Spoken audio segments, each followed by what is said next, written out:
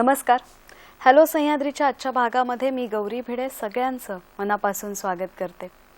आजकाल स्पर्धा परीक्षा या एक करिअर करण्याच्या उत्तम संधी मानल्या जातात.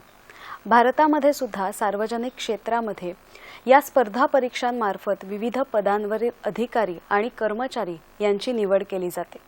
पण या स्पर्धा परीक्षांचा अभ्यास करताना विद्यार्थ्यांना परीक्षार्थींना विविध प्रश्नांना सामोरं जावं लागतं. त्यांना विविध शंका असतात, त्या त्यांना भेडसावत असतात आणि याच प्रश्नांची उत्तरं शोधण्याचा प्रयत्न आज आपण या भागातून करणार आहोत. आजचा विषय सुद्धा आपला असाच आहे. बघूयात आजच्या विषयाचं नाव.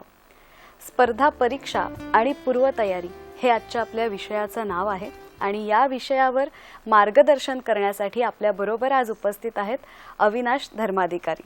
सर, तुमचं खूप मनापासून स्वागत हॅलो सह्याद्रीच्या या भागामध्ये आणि तुमच्याकडून आम्हाला खूप छान मार्गदर्शन हवं आहे आजच्या या भागामध्ये. पण कार्यक्रमात पुढे जाण्याआधी थोडक्यात तुमची ओळख करून देते. 1986 मध्ये अविनाश सर भारतीय प्रशासकीय सेवेत दाखल झाले. विभागीय उपायुक्त, मुख्य कार्यकारी अधिकारी, अतिरिक्त जिल्हाधिकारी आणि मुख्यमंत्र्यांचे सचिव अशा विविध पदांवरचा कार्यभार त्यांनी 1 दशक अगदी यशस्वीपणे सांभाळला. त्यानंतर त्यांनी या क्षेत्राचा राजीनामा दिला आणि UPSC आणि MPSC या स्पर्धा परीक्षांसाठी विद्यार्थ्यांना मार्गदर्शन करणारी चाणक्य मंडल परिवार ही प्रशिक्षण संस्था स्थापन केली आणि गेली 25हून अधिक वर्ष सर या क्षेत्रामध्ये विद्यार्थ्यांना बहुमूल्य मार्गदर्शन करत आहेत. सर, पुन्हा एकदा हॅलो सह्याद्रीच्या या भागामध्ये तुमचं मनापासून स्वागत. सर, आता आपल्या मुख्य कार्यक्रमाला सुरुवात करूयात. आपण ऐकतो स्पर्धा परीक्षा खूप कठीण असतात आणि त्याचा अभ्यास करणं अत्यंत कठीण असतं. पण मला पहिला प्रश्न तुम्हाला विचारायचा आहे की या स्पर्धा परीक्षा म्हणजे नेमकं काय आणि या परीक्षांची तयारी करत असताना आपलं उद्दिष्ट ठरवणं आणि त्याप्रमाणे वाटचाल करणं किती महत्त्वाचं असतं? पहिलं अगदी सोप्या एका ओळीत सांगायचं तर स्पर्धा परीक्षा म्हणजे जिथे तुमची निवड करण्यासाठीची वेगळी परीक्षा घेतली जाते की या तरुण मुला मुलीला ती म्हणते तो कोर्स करू द्यायचा का, म्हणजे शिक्षण किंवा जी व्यावसायिक संधी मागते आहे ती द्यायची का नाही हे ठरवण्यासाठी घेतली जाणारी वेगळी परीक्षा म्हणजे स्पर्धा परीक्षा. बरोबर. अर्थात मी हे नेहमीच म्हणत आलोय की अशा स्पर्धा परीक्षांपासून ते खरी सगळ्यात मोठी स्पर्धा परीक्षा मुळे जीवन हीच आहे आणि त्या जीवनातल्या स्पर्धा परीक्षेमध्ये यशस्वी व्हायला जे गुण आवश्यक आहेत तेच गुण या स्पर्धा परीक्षांमध्येही यशस्वी व्हायला आवश्यक आहेत. या ऍक्च्युअली वाक्याचा अर्थ होतो की तुम्हाला 10वी मध्ये केवळ किती टक्के होते याला स्पर्धा परीक्षांच्या क्षेत्रामध्ये तसं मूलभूत फारसं महत्व नाही. बरोबर. किंवा नंतर तुम्ही 11वी मध्ये साईड कोणती घेतली, त्यातली सायन्स असेल तर 12वीला फिजिक्स, केमिस्ट्री, बायोलॉजी किंवा मॅथ्स आहे का, त्यानुसार मेडिकल इंजिनिअरिंगला गेलात का. तर स्पर्धा परीक्षांचं क्षेत्र म्हणलं तर या गोष्टींचा जवळजवळ काही संबंध नाही. बरोबर आहे. तो संबंध जो निवडणार आहे ते म्हणणार आहेत की हा आमचा सिलेबस, ही आमची परीक्षा पद्धती आणि आता तुझ्याविषयीचा निर्णय तुझ्या त्यातल्या परफॉर्मन्सवर होईल, याला म्हणायचं स्पर्धा परीक्षा. एक प्रकारे या व्याख्येचा सुद्धा मी नेहमी आग्रह धरतो. याचं कारण आपल्याला दिसेल की जाणाऱ्या दिवसागणित मी आत्ता जी व्याख्या सांगितली तिच्यानुसार हे स्पर्धा परीक्षा या क्षेत्राचं महत्व म्हणा किंवा त्याची व्याप्ती वाढत चालली आहे. खरं. मेथड, माणसांच्या सिलेक्शनची मेथड म्हणून एक वेगळी परीक्षा आणि त्यातल्या परफॉर्मन्सवर ठरेल. धावत जरी पाहायचं झालं तरी खरं आपल्याला दिसेल की मग या स्पर्धा परीक्षा म्हणजे केवळ UPSC किंवा MPSC त्या सध्या महाराष्ट्रामध्ये आता पॉप्युलर आहेत, पण स्पर्धा परीक्षा म्हणजे केवळ त्या UPSC MPSC नाही आहेत. बरोबर. आपल्याला दिसेल की आता मेडिकलचा प्रवेश, इंजिनिअरिंगचा प्रवेश, IITs, IIMs, IISc म्हणजे इंडियन इन्स्टिट्यूट ऑफ सायन्स, आता देशभर अनेक लॉ युनिव्हर्सिटीज निघाले आहेत. डिफेन्स, संरक्षणाची सेवा आहे. बरोबर. बँकिंगचं क्षेत्र आहे. अगदी शिक्षक व्हायचंय शाळा पातळीचा किंवा महाविद्यालयीन पातळीचा प्राध्यापक व्हायचं तर आपल्याला दिसेल की आता या सगळ्या ठिकाणी मनुष्य निवडीची पद्धत म्हणून ही स्पर्धा परीक्षा येत चालली आहे. बरोबर. मला नेहमी वाटतं की जर माहिती नसेल तर काही जणांना चक्क आश्चर्य वाटणार आहे. ते म्हणजे मनुष्य निवडीची ही पद्धत आता खाजगी कॉर्पोरेट सेक्टरनी पण स्वीकारली आहे. हो.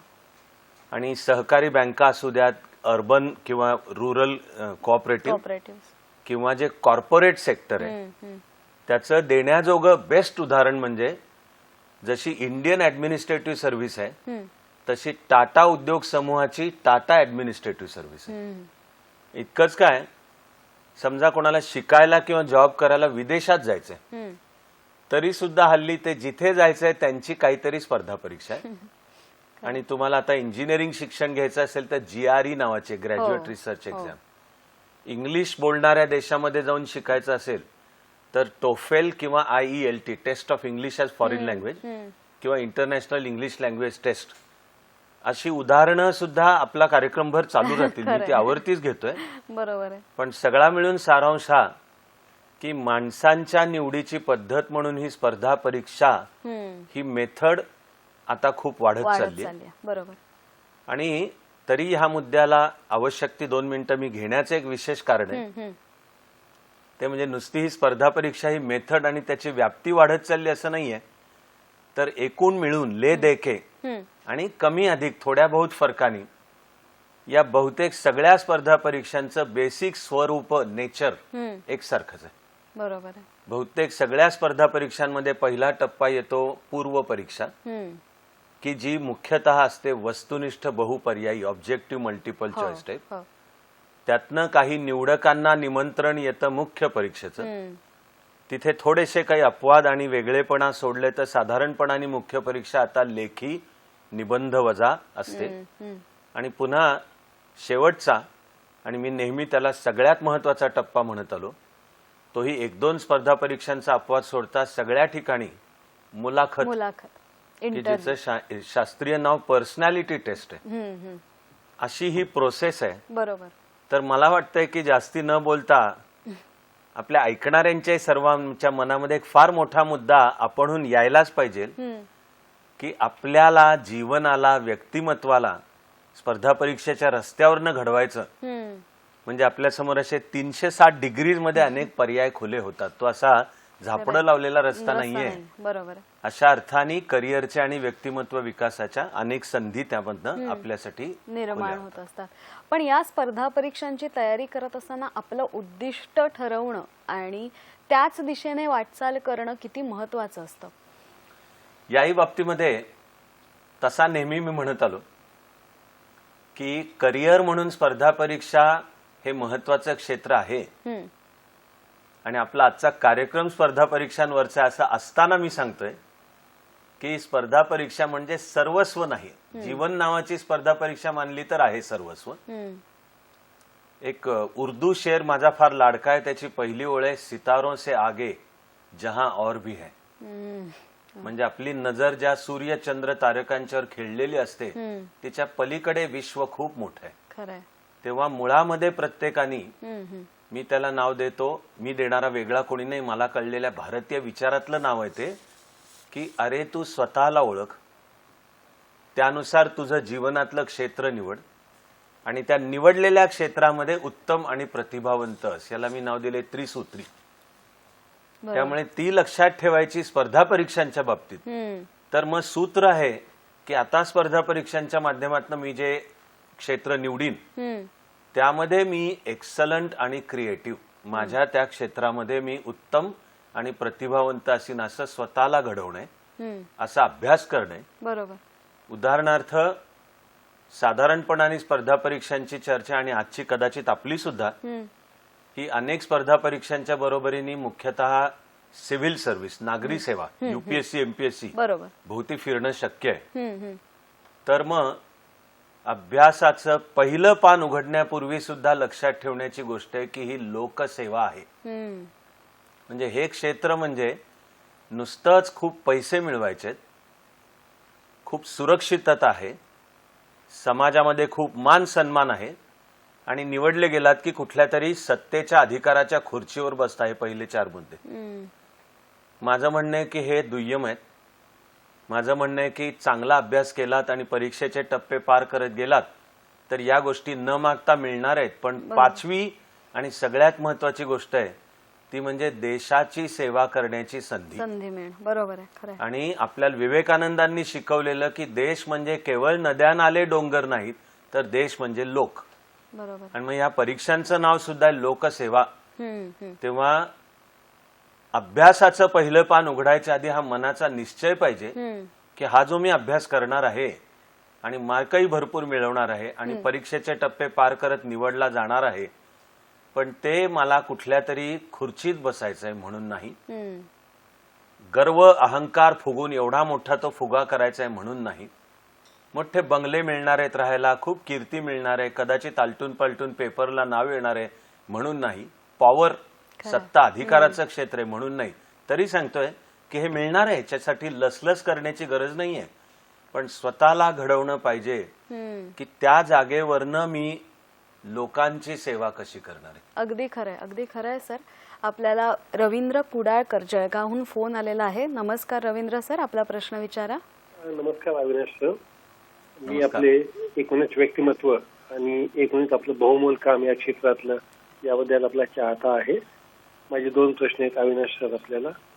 पहिले मला असं विचारायचं आहे की प्रामुख्याने ग्रामीण आणि आदिवासी भागातले जे विद्यार्थी आहेत त्यांना MPSC UPSC परीक्षेत यश संपादन करण्यासाठी बुद्धिमत्ता चांगली असते, इच्छाशक्ती असते, पण कुठेतरी आत्मविश्वास कमी पडतो, स्पर्धेची भीती वाटते.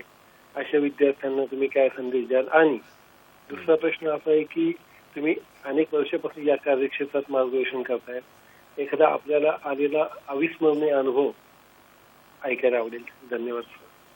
धन्यवाद सर आपल्या प्रश्नासाठी. त्यांचे 2 प्रश्न आहेत.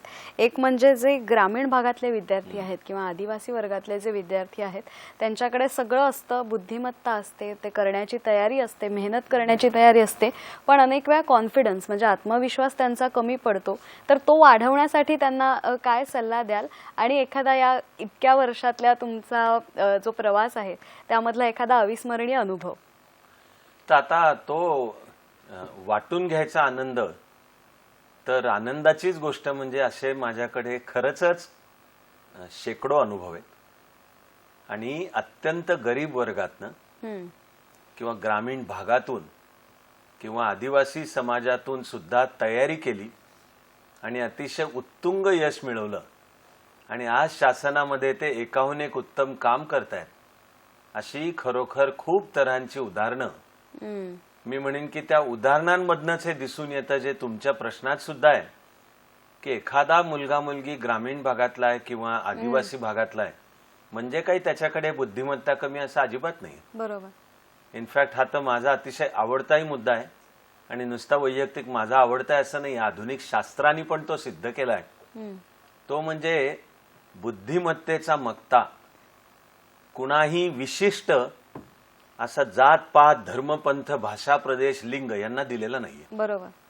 म्हणजे शहराकडले असले, समजा पुण्या मुंबईकडले असले तर ते म्हणजे काहीतरी खूप स्मार्ट, आणि मग आम्ही आपले गावाकडले आहोत तर आम्ही म्हणजे काहीतरी खूप कमी.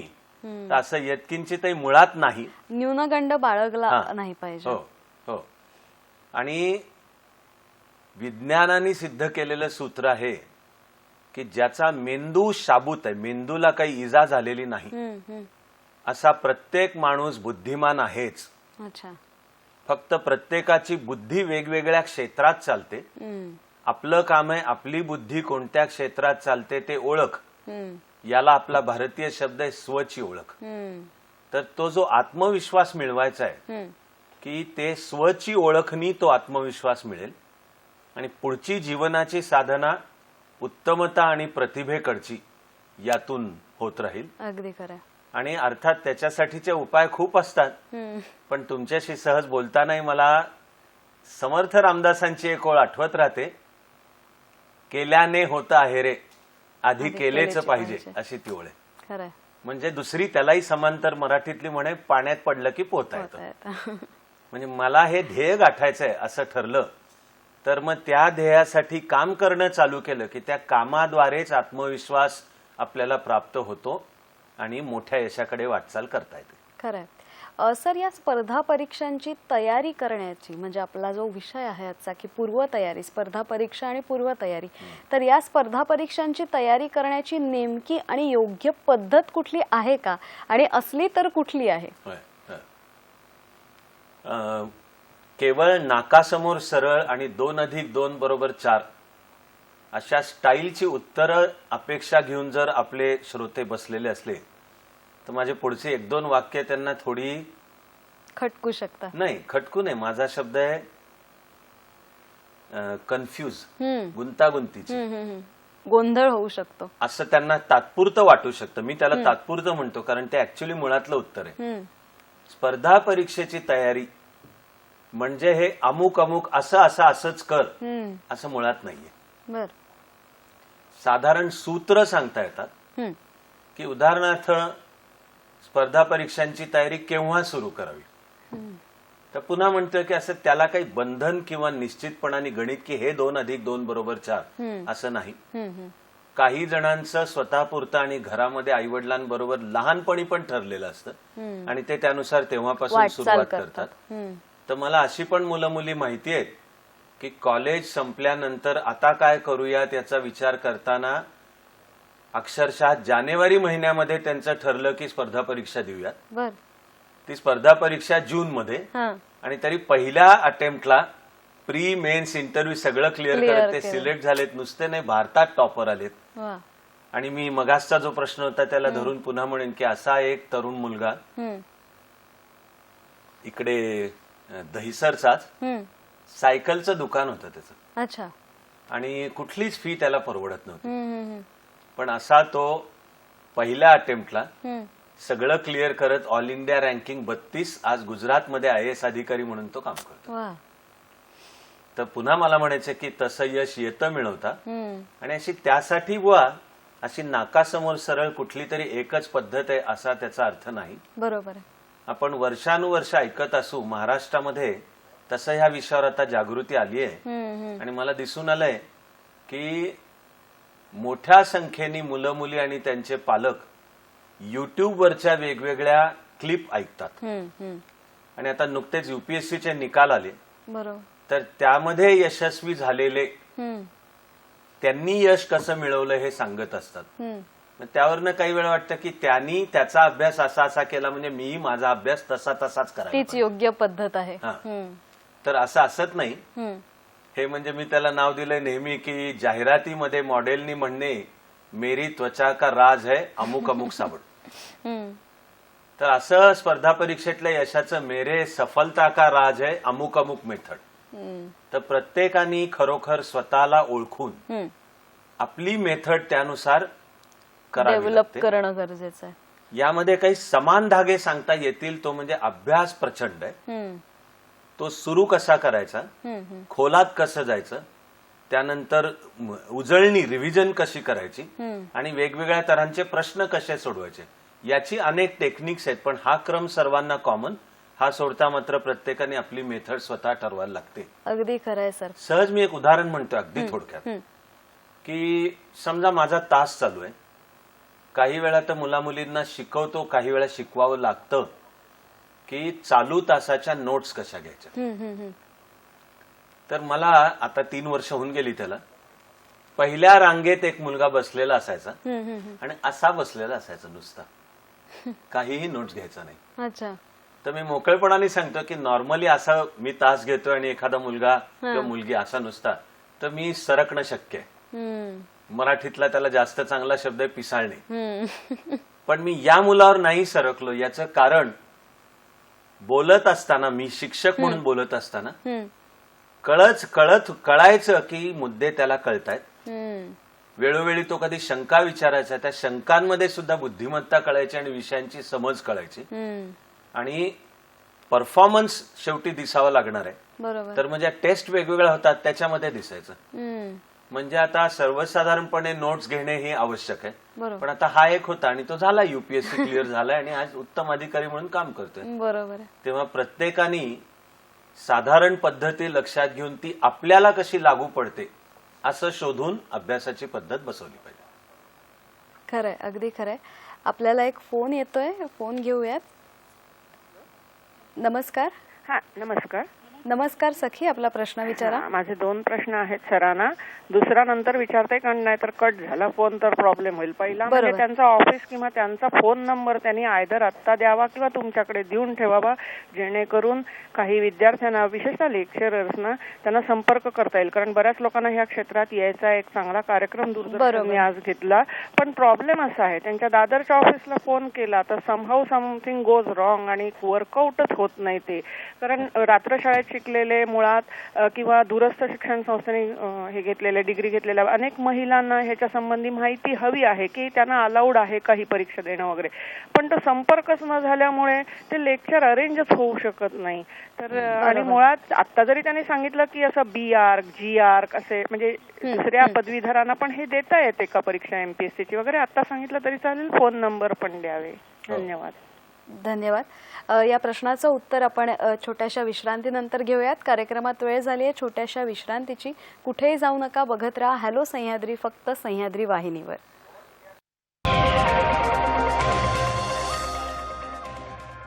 नमस्कार. हॅलो सह्याद्रीच्या या भागामध्ये विश्रांतीनंतर पुन्हा एकदा स्वागत. स्पर्धा परीक्षा आणि पूर्वतयारी या विषयावर आज आपण बोलतो आहोत आणि अविनाश धर्माधिकारी आपल्याबरोबर आहेत. त्यांच्या चाणक्य मंडल या संस्थेविषयी तुम्हाला काही माहिती असेल तर ती त्यांच्या वेबसाईटवर उपलब्ध आहे. त्याचबरोबर तुम्ही दूरदर्शनच्या मुंबई केंद्रावर संपर्क साधून त्यांच्याविषयी त्यांचा संपर्क क्रमांक मिळवू शकता. सर, आपण मगाशी चर्चा करत होतो या स्पर्धा परीक्षांच्या तयारीविषयी. अनेकदा वेळ नाही ही सबब, हे कारण पुढे केलं जातं. अगदी रोजच्या जीवनात आपल्याकडून सुद्धा अनेक वेळा हे कारण अगदी सहजरित्या दिलं जातं. तर या स्पर्धा परीक्षांची तयारी करत असताना वेळेचं नियोजन कसं करणं अपेक्षित आहे? आता यातलं स्पर्धा परीक्षांची तयारी करताना जर कोणी म्हणायला लागला त्याला वेळ नाही, तर खरं म्हणजे मग स्पर्धा परीक्षांची तयारी अवघड आहे, त्यांनी या नादालाच लागू नये. खरंय. तुम्ही म्हणलात तेव्हा सुद्धा एक सहज माझ्या डोक्यात वाक्य आलं. मूळचं इंग्लिश मधलं वाक्य आहे, best way to avoid responsibility is to say I am full of them. खरंय. कोणती जबाबदारी टाळायची असेल तर म्हणायचे नाही नाही मला आता खूप जबाबदारी आहे. तेव्हा कुठेतरी मी म्हणेन की ध्येय निश्चिती व्हायला पाहिजे की मला ध्येय हे गाठायचं. ते जर स्पर्धा परीक्षांच्या द्वारा असेल तर मग त्या ध्येयासाठी आवश्यक ते सर्व नियोजन. बरोबर आहे. तर मला तर म्हणायचं की खरं म्हणजे यामध्ये जीवनाचं नियोजन आहे. ते असं पुन्हा झापडं लावून स्पर्धा परीक्षांची तयारी करायची म्हणजे माझ्या अभ्यासाचं फक्त नियोजन. बरोबर. तर तो संकुचित दृष्टिकोन होईल. आवश्यक आहे ते पूर्ण जीवनाचं नियोजन आहे, त्यातल्या दिनक्रमाचं नियोजन आहे आणि त्या जीवन आणि दिनक्रमाच्या मध्यवर्ती आपल्याला करण्याची स्पर्धा परीक्षांची तयारी. बरोबर. याचे काही थंब रूल्स म्हणायचे झाले, थंब रूल की हा असा वॉटर टाईट आणि पक्का नियम नाही, पण एक सर्वसाधारण दिशा आणि सूत्र. तर एक तुमचा ऍव्हरेज अभ्यास 8 तासाचा झाला पाहिजे, इफेक्टिव्ह, प्रभावी. तो उत्तम अभ्यास कसा करायचा याचे सुद्धा अनेक कौशल्य आहेत, ज्याचं छान नाव आहे स्वाध्याय कौशल्य. की समोर आलेल्या कोणत्याही विषयाचा अभ्यास स्वतः कसा करायचा हे आत्मसात केलं पाहिजे. बरोबर आहे. वेळेचं व्यवस्थापन हे सुद्धा त्यामध्ये महत्वाचं ठरतं. टाइम मॅनेजमेंट, की दिवस आपल्या सगळ्यांकरता 24 तासाचा आहे, पण आपल्याला दिसतं की काही जण त्या 24 तासामध्ये खूप काही मिळवतात, खूप काही साध्य करतात, खूप कामं करतात. बरोबर. आणि काही जण फक्त म्हणत राहतात करायचंय पण वेळ नाही. ही जादू काय आहे याचं उत्तर आहे टाइम मॅनेजमेंट. तो तुम्ही टाइम मॅनेजमेंट कसा करणार आहात. आणि स्पर्धा परीक्षेपुरतं बोलायचं तर मग कोणती स्पर्धा परीक्षा आहे त्यानुसार कोणती पुस्तकं वाचली पाहिजेत याच्या याद्या मागून याद्या आहेत मोठ्या, त्याही विविध वेबसाईट्स इत्यादी ठिकाणी मिळतील. बरोबर. या दिशेने आपल्या अभ्यासाचं मग नियोजन असायला पाहिजे आणि करिअरचं सुद्धा त्या दिशेने नियोजन असायला पाहिजे. बरोबर आहे. सर, तुम्ही म्हणालात तसं की या स्पर्धा परीक्षांमध्ये परीक्षेनुसार विषय बदलत जातात, पण अनेकदा असं होतं की एखादा विषय आवडीचा असतो, एखादा विषय नावडीचा असतो किंवा एखाद्या विषयामध्ये कमी गती असते, असंही असू शकतं. तर मग या स्पर्धा परीक्षांची तयारी करत असताना कुठल्या विषयापासून सुरुवात करावी साधारणपणे, आणि जनरल नॉलेज म्हणजे उपयुक्त इतर माहिती या स्पर्धा परीक्षांची तयारी करत असताना किती गरजेची आहे आणि ही माहिती मिळवण्याचे काही काय उपाय आहेत किंवा ही माहिती आपल्याला कुठून कुठून मिळू शकते, काय सोर्सेस आहेत? हे UPSC MPSC सहित ज्या बहुतेक सगळ्या स्पर्धा परीक्षा आहेत, अभ्यास प्रचंड आहे आणि तिच्यामध्ये अनेक घटक कॉमन आहेत. बर.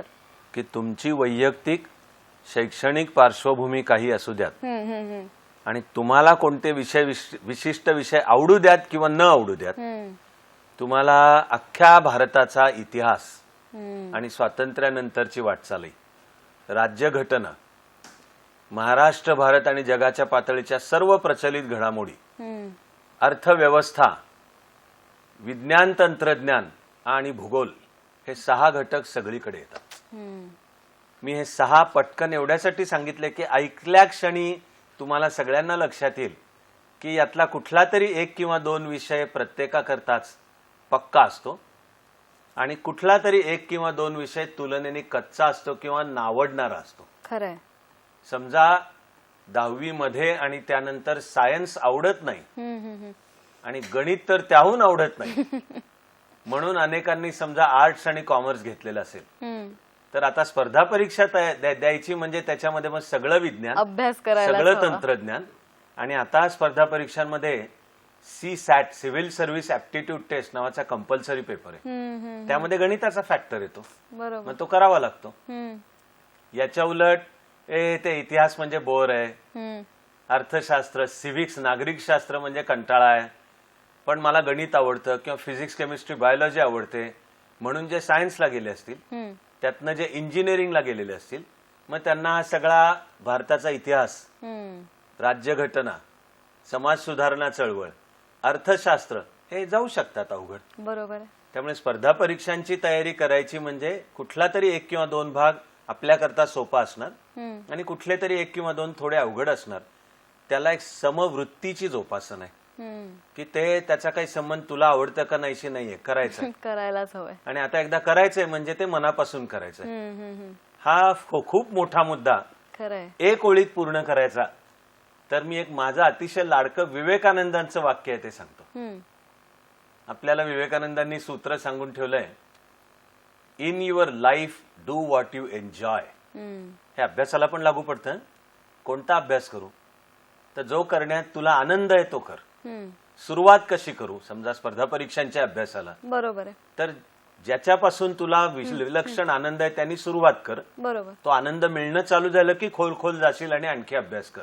अगदी खरं. पण दरवेळी असं शक्य होत नाही. आणि in your life do what you enjoy तर नाहीये. काही वेळेला आता नावडता विषय पण तो केला पाहिजे. मग आता काय करायचं, तर त्यावर वाक्याचा उत्तरार्ध विवेकानंदांचा, in your life do what you enjoy but if you can't then learn to enjoy what you do, असं वाक्य आहे. अतिशय महत्वाचं वाक्य. आता एकदा करायचंय ना, करायचंय तर ते आनंदाने कर, रडत खडत.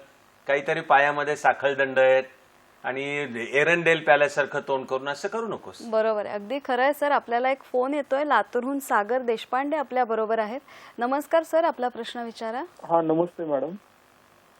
आपला प्रश्न विचारा. मला विचारायचं होतं की परीक्षेची तयारी करत असताना म्हणजे कुठपत आपण ते परीक्षा म्हणजे आपल्याला रिझल्ट आपल्याला येत नाही तोपर्यंत अभ्यास करायचा का फक्त म्हणजे प्लॅन बी डोक्यात असायला हवा? धन्यवाद आपल्या प्रश्नासाठी. सर, काय उत्तर द्याल? चांगला प्रश्न, चांगला आणि आजच्या कार्यक्रमात उलट आला, हे खूप चांगली गोष्ट आहे. बरोबर आहे. माझं राहील मूळचं उत्तर की स्पर्धा परीक्षांची तयारी करतानाच काहीतरी एक प्लॅन बी पाहिजे, करिअर प्लॅन पाहिजे. बरोबर. कारण ही शेवटी स्पर्धा परीक्षा आहे आणि आता जिला भारतातली सर्वात अवघड म्हटली जाते म्हणजे UPSCची, तर 12 लाख जण त्याचा फॉर्म भरतात. खरंय. तेव्हा निवडले गेले चालू वर्षी, आता रिझल्ट आले त्यातले 761. मग ते उरलेले 11 लाख काही हजार असतील त्यांचं काय? तर मग त्यांनी स्पर्धा परीक्षाची केलेली तयारी, अभ्यास सगळं वाया गेला असा अर्थ आहे का? तर वाया तर गेलेलं नाही, पण हे स्पर्धा परीक्षांचं एक वास्तव लक्षात घेऊन आपल्या जीवनाचा, आपल्या करिअरचा काहीतरी प्लॅन बी तयार पाहिजे. बरोबर. त्यानुसार स्वतःला घडवलेलं पाहिजे. आपण त्याला छान नाव आहे त्याला विन विन सिच्युएशन, की आयुष्याची विन विन सिच्युएशन कशी करायची. अगदी. आता असं मी कितीही म्हणत असलो तरी वर्षानुवर्ष मला दरवर्षी कोणीतरी 5-10 मुलं मुली आणि त्यांचे पालक सुद्धा भेटतातच की आमचा प्लॅन बी वगैरे काही नाहीये, हा आहे तो हाच. आता हे जर जाणीवपूर्वक केलं त्यातल्या धोके लक्षात घेऊन तर त्याला म्हणतात मागले दोर तुटले आणि मला आता दुसरा रस्ता नाही, आहे तो हाच रस्ता. फक्त मला माहिती असतं की असं ठरवलेल्यातले सुद्धा 10तले 8 किंवा 9 जण प्रत्यक्ष स्पर्धा परीक्षा पार होतात असं नाही, पण असा निश्चयपूर्वक जो लागतो असा दर 10 मागे 1 किंवा 2 जण मात्र ते क्लिअर होतात आणि ते टॉपर होतात. म्हणजे अंतिमतः हा आपला वैयक्तिक चॉईस आहे ज्याचा त्याचा. बरोबर. पण माझ्या परीने मी जे काम करतोय ते करताना मी प्रत्येकालाच हे सुचवतो आणि त्यांच्याकडनं प्लॅनिंग करून घ्यायचा प्रयत्न करतो की आपला एक प्लॅन बी पाहिजे. हे म्हणून मी शेवट करतो आत्ताच्या उत्तराचा की अनेक जण या स्पर्धा परीक्षांच्या मध्ये उमेदीच्या आयुष्याची वर्षानुवर्ष घालवतात आणि खरोखर 5-5, 8-8, 10-10 वर्ष घालवल्यानंतर पदरात काही पडलेलं नसतं. बरोबर आहे. आणि त्यानंतर ज्या प्रकारची निराशा येते, उदासीनता येते, काही जण डिप्रेशन मध्ये गेलेत आणि तीव्र दुःखाची गोष्ट म्हणजे कोणातरी एखाद दुसऱ्या जणांनी तर आपलं आयुष्य संपवलं त्या नादामध्ये. यातलं काही करण्याची गरज नाही. आयुष्य ही एक अनमोल अशी देणगी आहे. त्यामुळे आपल्यापाशी पर्याय तयार पाहिजेत. आणि मगासची ओळ पुन्हा सांगतो की सितारों से आगे जहां और भी है असं लक्षात ठेवून जर व्यक्तिमत्व करिअर घडवलं आणि आपला एक प्लॅन बी तयार ठेवला तर आयुष्याची विन विन सिच्युएशन निश्चितपणे होणार आहे. बरोबर आहे. अमरावतीहून प्रकाश आपल्या बरोबर जोडले गेलेले आहेत. सर नमस्कार, आपला प्रश्न विचारा. हॅलो, नमस्कार सर, आपला प्रश्न विचारा. हा नमस्कार ताई. मला विचारायचं होतं, माझा मुलगा आता 10वीला आहे, तर त्याला इंजिनिअरिंग कडची ओढ होती, पण आता त्याचं मन असं झालंय की बाबा मला डॉक्टर व्हायचंय. अभ्यासात तो बऱ्यापैकी आहे, तर त्याला आता काय करायचं, त्याचा गोंधळ कसा मिटवायचा, त्याला त्याच्याविषयी आम्ही तुमची एक धन्यवाद. आत्ता आपल्या तूर्त प्रश्नासाठी. 10वी आणि पुढच्या पुरतं एकदम साधं सोपं उत्तर आहे. म्हणजे मी 2 वाक्यात ह्याचं उत्तर पूर्ण करीन. पहिलं आहे, महाराष्ट्राच्या सुदैवानी 11वी-12वीला द्विलक्षी अभ्यासक्रम उपलब्ध आहे. बर.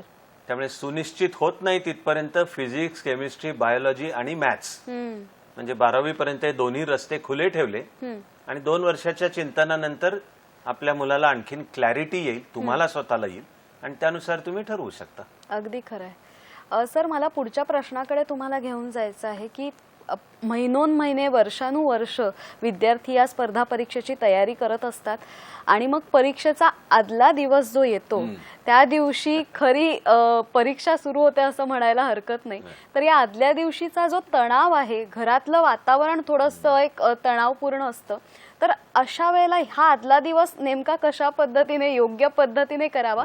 आणि त्याचबरोबर याला जोडून प्रश्न विचारते की जी या स्पर्धा परीक्षांची तयारी केलेली असते याची रिव्हिजन कशी करावी किंवा करण्याची काही योग्य पद्धत तुम्ही सांगू शकाल का? तो आदला दिवस कसा काढावा, कसा असावा, याचं माझं उत्तर आहे निवांत असावा. आदल्या दिवशी काय करावं याचंही माझं उत्तर आहे ऐश करावी. परीक्षेच्या आदल्या दिवशी तुमच्याकडे बघून कोणाला पटता कामा नये की दुसऱ्या दिवशी तुमची परीक्षा आहे, ती सुद्धा अत्यंत अवघड परीक्षा आहे, असे तुम्ही निवांत असायला पाहिजे. पण परीक्षेच्या आदल्या दिवशी निवांत असायचं असेल तर त्याच्या आधीच्या सर्व दिवस, महिने आणि वर्षांमध्ये मात्र कचकावून अभ्यास करणं असायला पाहिजे. बरोबर आहे. इथे सुद्धा माझं एक आयुष्यभराचं लाडकं वाक्य आहे, more you sweat in peace less you bleed in war, असं वाक्य. खरं की शांतता काळामध्ये जेवढा घाम गाळाल तेवढा युद्ध काळामध्ये रक्त गाळायची वेळ कमी आहे. बरोबर.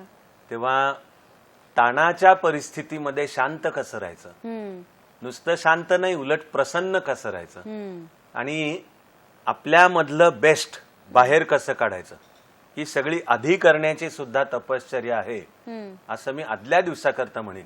बरोबर. माझ्या म्हणण्याचा अर्थ हाही होतो की आदल्या दिवशी खूप असा घाम आलाय, खूप लसलस चालू आहे आणि खूप पानाच्या पानं भर भर भर भर उलटत काहीतरी अभ्यास चालू आहे, ही नाही अभ्यासाची पद्धत. काउंटर प्रोडक्टिव्हिटी उलटेल उलट. बरोबर. आदल्या दिवशी निवांत असणे आणि मग रिव्हिजन करताचं टेक्निक. एक म्हणजे आधी जेव्हा अभ्यास करतात तेव्हा तुम्ही तयार केलेल्या नोट्स त्यांचं वाचन. बरोबर. युपीएससी एमपीएससी करता तर मी सुचवले की नुसतं नोट्सचं सुद्धा नाही, अंतिमतः त्या नोट्सच्या नोट्स तयार केल्या पाहिजेत. बरोबर. कारण युपीएससी एमपीएससीचा मुळात अभ्यास सुद्धा प्रचंड आहे, त्या नोट सुद्धा असे मोठे कागद होणार तयार. पण नोट्सच्या नोट म्हणजे की वर्ड, की मला तो एक शब्द पाहिला की मला असं डोक्यात सगळं कळलं पाहिजे. उत्तर लक्षात येईल पूर्ण. नुसता इकॉनॉमिक सर्व्हे ऑफ इंडिया 2021 हा जर शब्द पाहिला तर भारताच्या अर्थव्यवस्थेचा 2020-21 या वर्षामध्ये परफॉर्मन्स कसा होता असा सगळा डोक्यातनं सरकत जायला पाहिजे. अशा त्या छोट्या नोट्स. आणि त्याला मग अनेकदा तक्ते तयार करता येतात, फ्लो चार्ट्स तयार करता येतात, त्यांचं वाचन. बरोबर. किंवा अभ्यास करण्याच्या काळामध्ये जी पुस्तकं वाचली तर ती वाचत असताना अंडरलाइनिंग जर केलेलं असेल, अर्थात कंडिशन ही आहे की पुस्तक आपलं पाहिजे, दुसऱ्याचं घेऊन त्याच्या झाशीच्या राण्यांना दाढीमिशा नका काढू. तर अंडरलाईन, तर मग पानं सावकाश उलटत फक्त अंडरलाईन पार्ट जर वाचला तर त्या पुस्तकाच्या पानावरचं सर्व आपल्या डोक्यातनं जातं. या व्यतिरिक्त अगदी थोडक्यातच मला सांगायला पाहिजे, पण मी नेहमी एक तंत्र सुचवतो आणि ते प्रॅक्टिसनी आत्मसात करता येतं. ते म्हणजे अशा अभ्यासाची पुस्तकं आणि वह्या अशा समोर ठेवा, खुर्चीमध्ये शांत बसा आणि डोक्यामध्ये सगळा विषय आठवायचा प्रयत्न करा ओळीनी. त्याला उदाहरणार्थ समोर फक्त सिलेबस ठेवलाय आणि सिलेबसच्या एकेका टॉपिकवर नजर टाकायची आणि त्या टॉपिक विषयीचं असं डोक्यातनं सगळं सरकवत न्यायचं.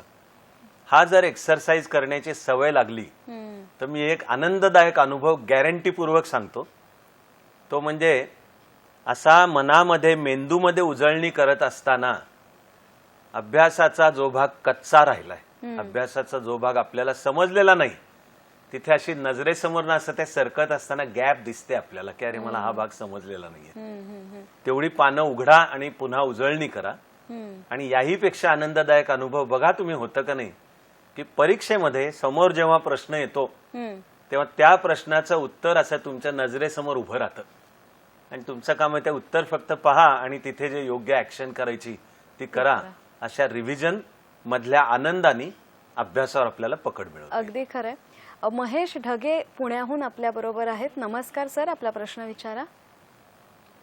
हॅलो मॅडम, प्रश्न होता माझा की आता 2 वर्ष झालं कोरोना काळामुळे परीक्षा झाल्या नाहीयेत, तर विद्यार्थ्यांची मेंटॅलिटी त्यांनी मेंटेन करावी आणि ह्या 2 वर्षामध्ये न परीक्षा झाल्यामुळे विद्यार्थ्यांची मानसिकता राहिलेली नाही अभ्यास करण्याची. आणि दुसरा प्रश्न असा होता की राज्य सरकार ज्या परीक्षा कंडक्ट करते, उदाहरणार्थ महापरीक्षा असेल किंवा कालची झालेली आरोग्य भरती असेल, तर त्याच्यामध्ये तो गोंधळ पाहायला मिळाला आपल्याला. त्यामुळे विद्यार्थ्यांचं कुठेतरी मानसिकरित्या खच्चीकरण होतंय आणि विद्यार्थी अभ्यास करण्याची मानसिकता राहत नाही. तर त्याबद्दल आपलं काय म्हणजे राज्य सरकार परीक्षा त्याबद्दल. धन्यवाद आपल्या प्रश्नासाठी. कार्यक्रमात वेळ झाली आहे छोट्याशा विश्रांतीनंतर या प्रश्नाचं उत्तर आपण नक्की घेऊयात. बघत राहा हॅलो सह्याद्री, फक्त सह्याद्री वाहिनीवर.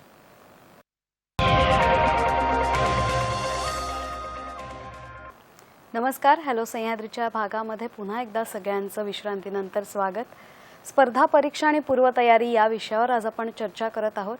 आणि ब्रेकवर जाण्याआधी आपल्याला एक प्रश्न विचारण्यात आला होता की गेली 2 वर्ष या स्पर्धा परीक्षांचा खूपसा गोंधळ होतोय, तारखा पुढे मागं होणं असेल किंवा इतर जे काही गोंधळ सुरू आहेत त्या गोंधळांमुळे विद्यार्थ्यांचं मानसिक खच्चीकरण होतं. तर अशा काळामध्ये विद्यार्थ्यांनी त्यांचं मनोबल कशा प्रकारे वाढवावं, आत्मविश्वास कसा कायम ठेवावा, सर काय सांगाल?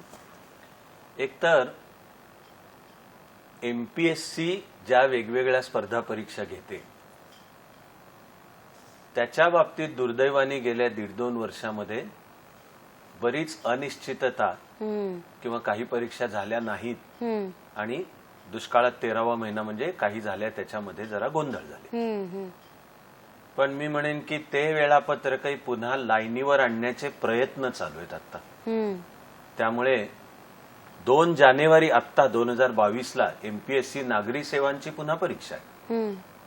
त्यामुळे विद्यार्थ्यांनी माझं म्हणणं आहे की नर्व्हस होऊ नये, अभ्यासावरचा आणि आपल्या उद्दिष्टावरचा फोकस हलू देऊ नये. बरोबर. UPSCचं वेळापत्रक कोरोनामुळे थोडं बिघडून पण ते पुन्हा लाईनीवर येऊन पुन्हा पूर्ववत पुढे चालू आहे. बरोबर. पण तुमच्या या प्रश्नामुळे मी एक मोठा मुद्दा सांगतो की या परीक्षेच्या वेळापत्रकात काहीतरी गोंधळ घोळ झाले म्हणून जो नर्व्हस होतोय हा पुढे प्रशासन कसं चालवणार आहे असा माझ्या मनात प्रश्न निर्माण होतो. कारण मी तुम्हाला एवढं निश्चित सांगतो की ऍक्च्युअल प्रशासन चालवण्यातली आव्हानं त्यांच्या पुढे परीक्षा म्हणजे किस झाड की पत्ती आहे, बाया हात का खेळ आहे. खरंय. ती देताना सुद्धा जर नर्व्हस व्हायला लागलात तर उद्या तुम्ही अधिकारी झाल्यानंतर तुम्हाला रोज 100 फायलींवर निर्णय द्यायचे, रोज 100 माणसांना भेटायचंय, रोज 2-5 मीटिंग्ज आहेत, रोज इकडे 100 फोन खणखणत असणार आहेत, रोजचे गुंते आहेत, प्रचंड कायदे आहेत. आणि तरी त्या सगळ्यामध्ये चित्त शांत ठेवून, नुसतं शांत नाही प्रसन्न ठेवून बरोबर लोकांचं हित त्यामधून साधायचं आहे. हे पुढचं आव्हान जास्ती मोठं आहे. बरोबर. त्यामुळे मी काळजी व्यक्त करतोय की या ताणाचा ज्याच्यावर नर्व्हस होण्यावर परिणाम होतोय हा कसं काय पुढचं प्रशासन सांभाळणार आहे. दुसरं हे पण सांगतो, एक माझी श्रद्धा आहे, विचार करा तुम्ही, त्याला मी शब्दरूप दिलंय, केलेला अभ्यास कधीही वाया जात नसतो. तेव्हा अनिश्चित परिस्थितीमधनं, काळजीच्या परिस्थितीतनं वाट काढायला मी काय करू याचं उत्तर आहे, तू तुझा अभ्यास करत राहा. हा केलेला अभ्यास कधी वाया जात नसतो याचा संबंध आणखी एका मोठ्या भारतीय निष्ठेशी आहे, तो म्हणजे मुळात केलेलं कर्म कधीच वाया जात नसतं. बरोबर आहे. पण तू लक्ष तुझ्या कर्माच्या एक्सलन्सवर दे आणि ते एन्जॉय कर, तर ते वाया जात नसतं. तुमच्या याही प्रश्नामुळे याच्या आधीच्या प्रश्नाचा एक महत्वाचा भाग सांगायचा राहिला होता, तो मी संधी घेतो की पटकन तो पूर्ण करतो. तो म्हणजे काय तर नुसतंच वर्षानुवर्ष मी स्पर्धा परीक्षा देत बसलोय असं करू नये. 1 किंवा जास्तीत जास्त 2 अटेम्प्ट्स हे पूर्ण फोकसनी करावेत. बरोबर. पण ते होताना किंवा तेवढे झाले की काहीतरी पुढचं शिकलं तरी पाहिजे, पुढचं कौशल्य तरी मिळवलं पाहिजे. किंवा तुमच्या घरची परिस्थिती पाहता कोणावर जबाबदारी असते, आई वडील थकले, निवृत्त झाले, आता घरामध्ये मी 4 पैसे आणले पाहिजे, तर जॉब करून असं करत पुढे करिअर प्लॅनिंग साठी तर मी सर्वांना सुचवलंय की तुमच्या आवडत्या विषयामध्ये PhD पर्यंत जाणे आणि आयुष्यभर उपयोगी पडेल असं कौशल्य आत्मसात करणे ही मग स्पर्धा परीक्षेसाठी सहित जीवनामध्ये विन विन सिच्युएशन आणण्याची गॅरंटी आहे. अगदी खरं आहे सर, खूप छान मार्गदर्शन तुम्ही करत आहात. तुम्हाला आमचा हा भाग कसा वाटला या तुमच्या प्रतिक्रिया आमच्यापर्यंत जरूर पोचवा. त्यासाठी आमचं सोशल मीडियावर फेसबुक पेज आहे www.facebook.com/dd सह्याद्री. आम्हाला मेल करू शकता hellosahadri20@gmail.com वरती. यूट्यूब चॅनलवरती सुद्धा खाली कमेंट्सद्वारे तुमच्या प्रतिक्रिया कळवू शकता www.youtube.com/dd सह्याद्री. त्याचबरोबर आमचं ट्विटर हँडल आहे @dd सह्याद्री. सर, जाता जाता एक शेवटचा प्रश्न फक्त विचारते की या स्पर्धा परीक्षांमध्ये यशस्वी होण्याचा कुठला स्पेसिफिक मंत्र तुम्हाला माहिती आहे का किंवा सांगायला आवडेल का? शेवटची अगदी 2 मिनिटं. हो, मग ते पटकन सांगायचं तर मी त्या मंत्राला शब्दरूप दिले. ते फॉर्म होताना वाक्य मूळचं इंग्लिश मधलं होतं. पूर्वार्ध सगळ्यांना माहिती असतो, do your best, no matter what, do your best. अगदी खरं. त्या डू युअर बेस्टला मी आणखी एक भर घातली आहे, do your best and keep improving on your previous best. की मी नुसतं मी कसा बेस्ट आहे आणि मी कशा खूप सेंचुरीज मारल्या आहेत तर त्या कालच्या मॅचला पुरल्या नाहीत आपल्याला. बरोबर आहे. मी बॅट पॅड बांधून उतरलो तर त्याचा अर्थ आधीच्या कुठल्याही पेक्षा मी ही इनिंग जास्ती चांगली खेळणार आहे असा आपला प्रवास आयुष्यभर चालू राहो. बरोबर. असा मी स्पर्धा परीक्षा आणि जीवन नावाची स्पर्धा परीक्षा अगदी तिच्या यशाचा मंत्र म्हणेन. अगदी खरं आहे सर, वेळेची मर्यादा आहे म्हणून नाही तर हा विषय खरंच खूप मोठा आहे. तुमच्याकडेही सांगण्यासारखं खूप आहे. आज तुम्ही वेळात वेळ काढून इथे आलात आणि इतकं छान मार्गदर्शन विद्यार्थ्यांना, परीक्षार्थींना केलं, याबद्दल हॅलो सह्याद्रीच्या संपूर्ण टीमतर्फे मी तुमचे मनापासून आभार मानते. पुन्हा भेटूयात हॅलो सह्याद्रीच्या पुढच्या भागामध्ये एका नवीन विषयासह. धन्यवाद.